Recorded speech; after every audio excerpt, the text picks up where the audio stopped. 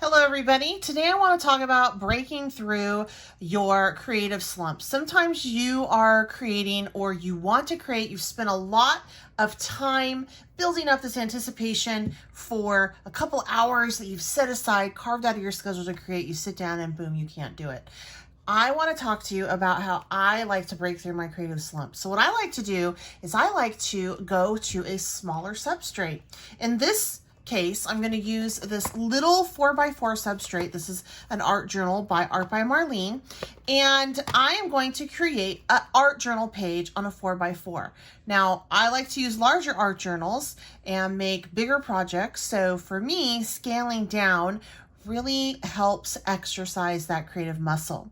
I'm also going to use an oversized stamp on it and stamp a portion of it. So that's what I want to do first. And I'm going to use my jet black archival ink because I'm going to do some watercoloring. So what you can do is think about a medium that you don't normally stamp or color with or use, and commit to using that on your page or your project. And it just really helps you play. You may not always love what you get, but then sometimes you're going to end up with something that you never thought would happen, and you'll like it even more than what you had anticipated. So for this project, since I am using watercolor, I'm stamping with just a waterproof permanent ink pad. And this is a nice deep etch stamp. So there we go. That's my base right there. And I'm just gonna color that in and see where it takes me. Let me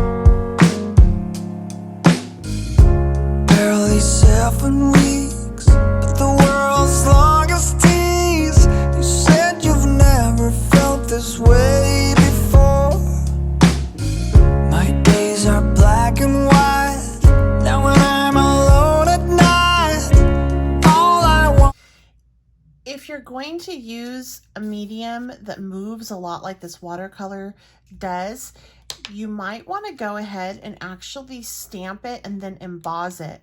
And what the embossing would do is it would create little walls so that your colors would stay in their appropriate area. I did not do that, and I thought about it as I was watercoloring this, and I thought, I probably should have, and I wanted to share that with you. Now, to add a little bit more to this, I'm going to take some stickles, and I am just going to outline in some of the areas, and then I'm going to take some of these rhinestones and pop one in the center here.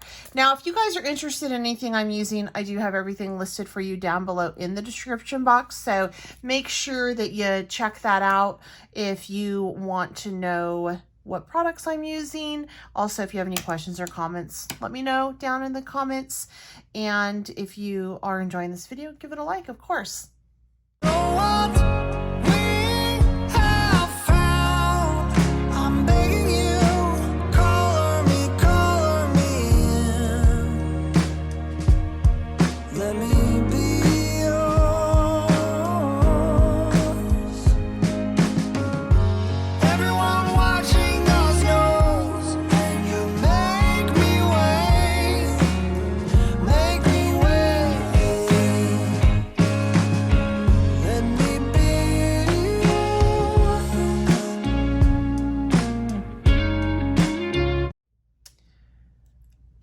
I went ahead and added the stickles, and then I popped a little gem, and I want to put some gems on these points as well, some smaller ones. However, I need to finish the page first because I might be laying things over it. My thought is using these elements, paper elements. I want to build kind of a scene. So I want to put that one about there, and then on pop dots, add these little ones like so on some pop dots. And then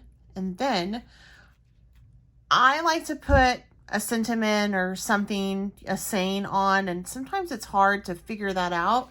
So you can always use your words and your sentiment strips and things like that.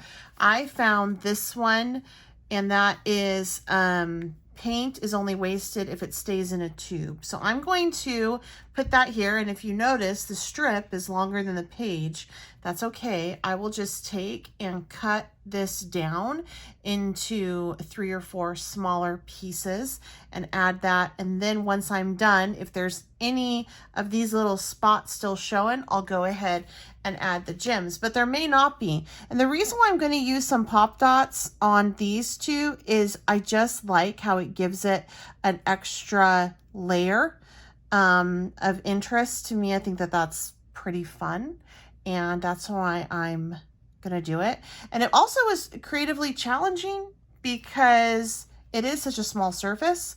So it's nice to use up some of those smaller fussy cut pieces that you may not know what always to do with. I know that I have a hard time using the smaller ones more so than the larger ones. So for me, this was just a great opportunity for me to use those on this page.